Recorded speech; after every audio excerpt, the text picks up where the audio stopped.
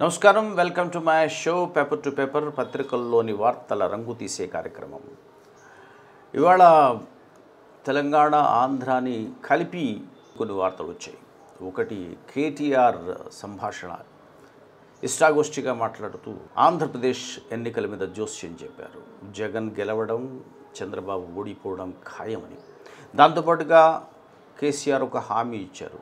ఇదేమిటి, స్త్రీ పాత్రలు లేని నాటకల్లా నడుస్తోంది తెలంగాణ మంత్రి మండలి అనుకున్న దానికి ఆయన తెర తీసేశారు. ఒక్కరినైనా ఇస్తారా మహిళా మంత్రిని అనే ప్రశ్న ప్రతిపక్షం నుంచి వచ్చినప్పుడు ఒక్కరేమిటి, ఇద్దరు ఉండబోతున్నారు మహిళా మంత్రులని. ఈ రెంటిని ఆయా పత్రికలు తమ తమ పద్ధతుల్లో తమ తమ రంగుల్లో ఎట్లా అచ్చు వేసాయో చూసే ప్రయత్నం చేద్దాం.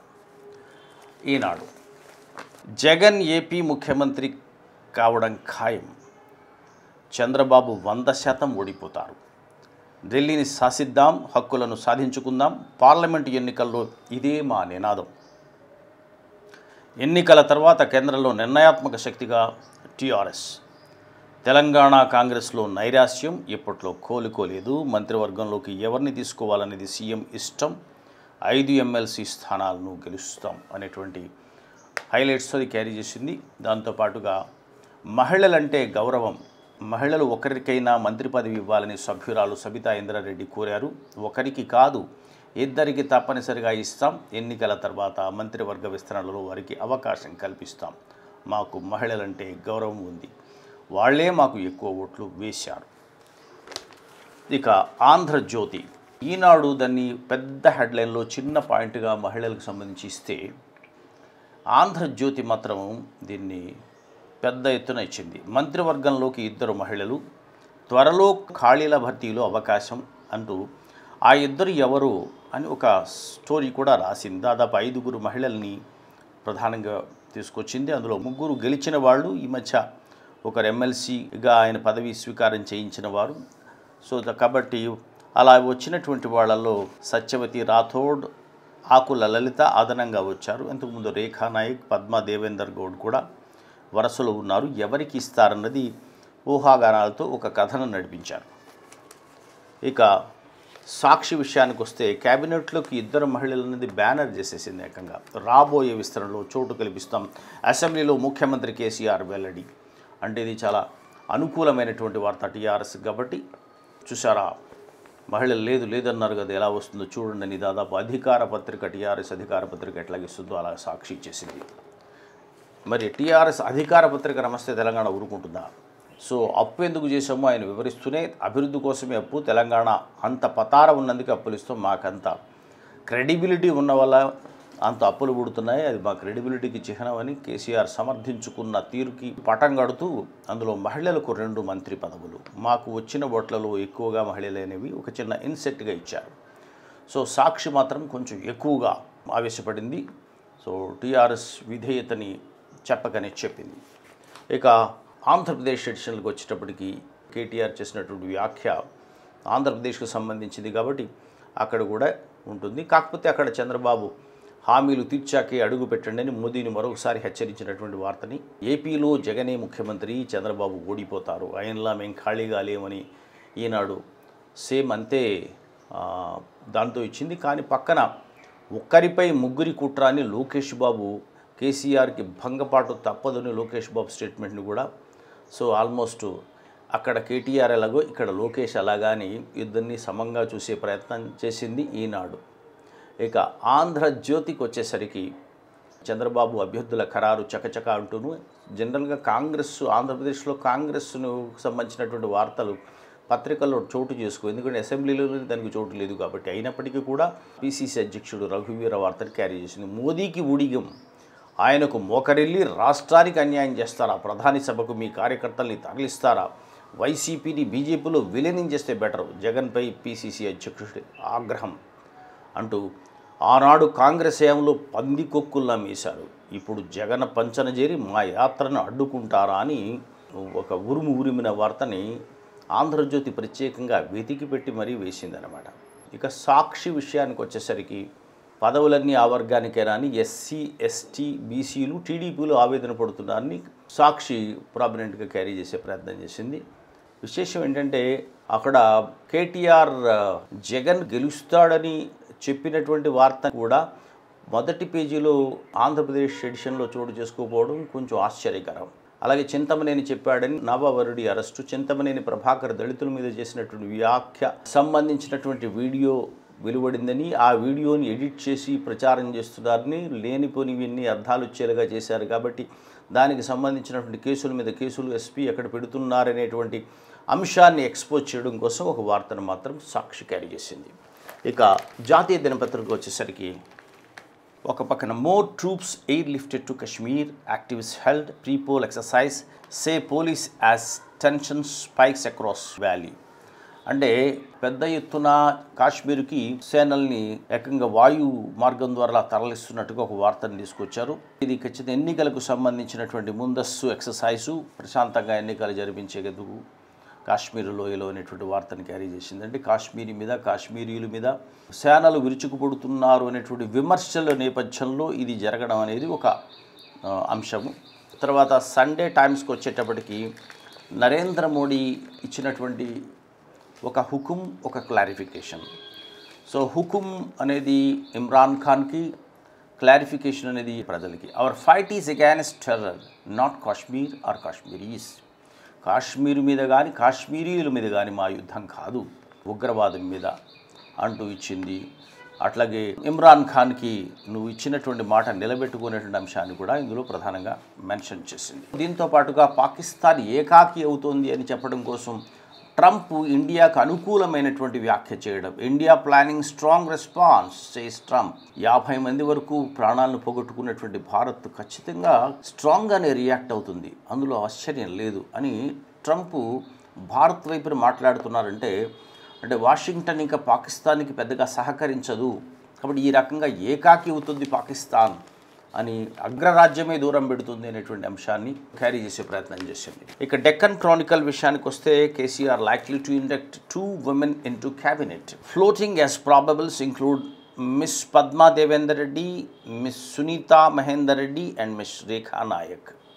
సో ఈ ముగ్గురు పేర్లు కూడా ప్రముఖంగా వినిపిస్తున్నాయి. ఆ ముగ్గురులో ఇద్దరు ఉండడానికి అవకాశం ఉంది.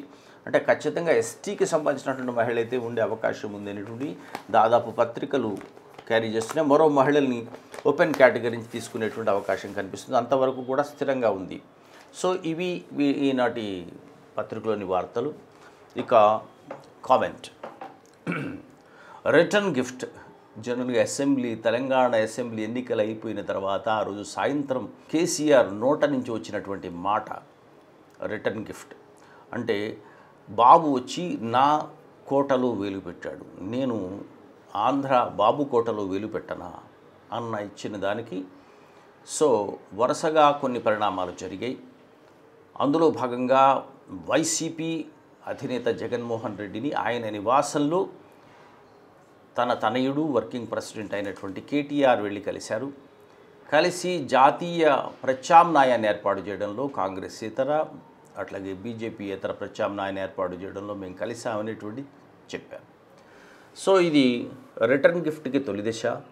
రిటర్న్ గిఫ్ట్ అవుతుందా లేదా అనేది. అయితే రిటర్న్ గిఫ్ట్ సంబంధించి 2 అంశాలు ప్రధానంగా ఉన్నాయి.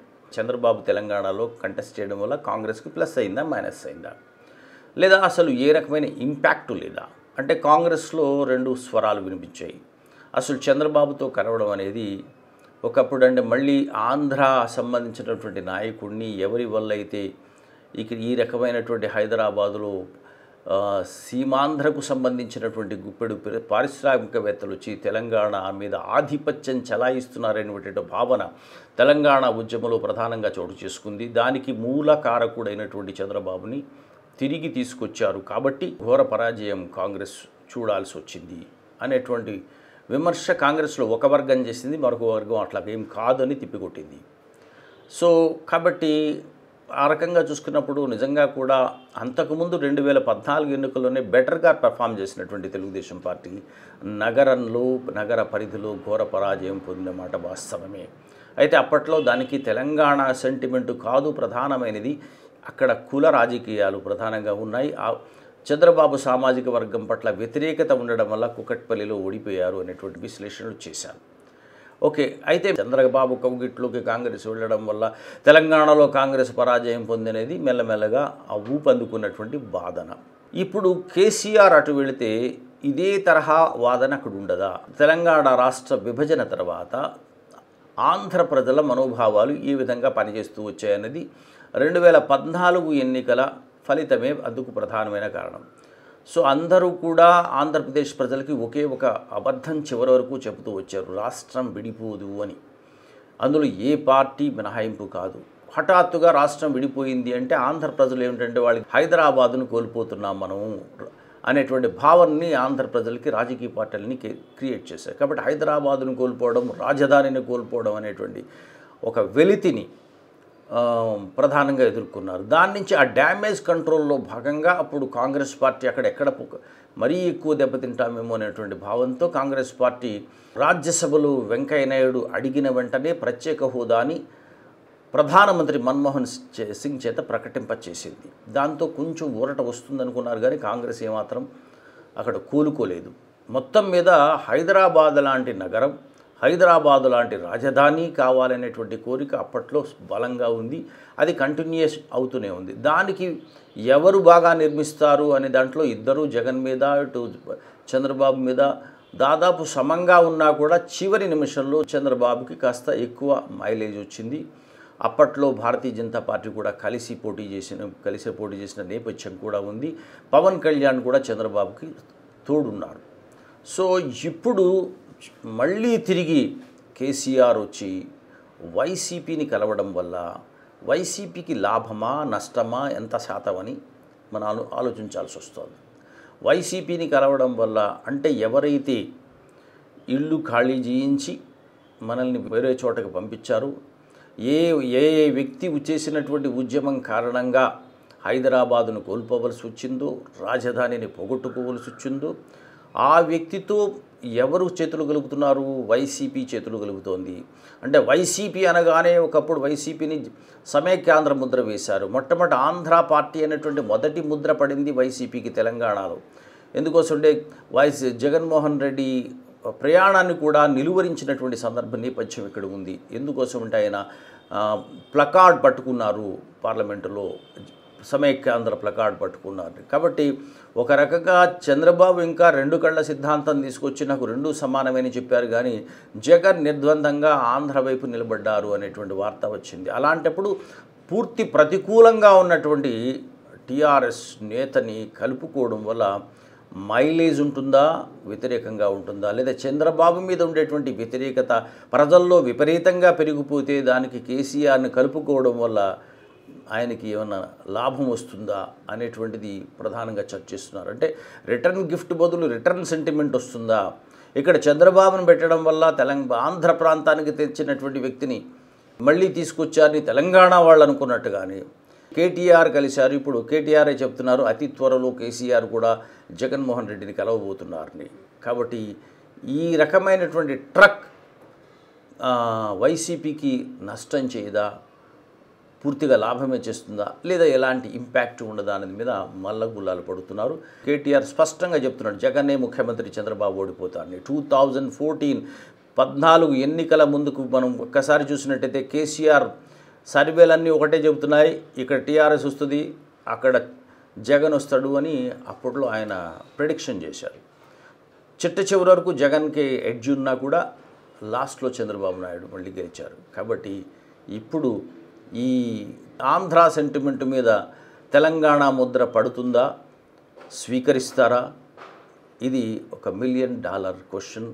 ఒక రకంగా ప్రతికూలంగా ఉండే అవకాశం కూడా లేకపోలేదు అనేది మాత్రం కొంత స్పష్టమవుతుంది. ఇది ఈనాటి కామెంట్. ఇక దీనికి సంబంధించినటువంటి ఒక చిన్న టుమ్రి, రిటర్న్ గిఫ్ట్ కాదు, రిటర్న్ సెంటిమెంట్. ఆంధ్ర తెలంగాణ అంతరమే మిగిలిందా, ఆంధ్ర తెలంగాణ అంతరమే మిగిలిందా, బాబు వల్లే టీ కాంగ్రెస్ ఘోరంగా ఓడిందా, బాబు వల్లే టీ కాంగ్రెస్ ఘోరంగా ఓడిందా, కేసీఆర్ కౌగిలిలో జగనన్న సేఫేనా, కేసీఆర్ కౌగిలిలో జగనన్న సేఫేనా, సెంటిమెంటు రిటర్న్ అయితే కొంతైనా లాసేనా, సెంటిమెంటు రిటర్న్ అయితే కొంతైనా లాస్ అయినా. సో రిటర్న్ గిఫ్ట్ వర్కౌట్ అవుతుందా, రిటర్న్ సెంటిమెంట్ వర్కౌట్ అవుతుందా? రిటర్న్ గిఫ్టే రిటర్న్ సెంటిమెంట్గా అయితే సెంటిమెంటు వల్ల వచ్చేటువంటి నష్టం కొంచెం ఎక్కువగానే ఉండే అవకాశం ఉంది. ఇది ఈనాటి పేపర్ టు పేపర్. షేర్ చేయండి, సబ్స్క్రైబ్ చేయండి, చేయించండి. బాయ్.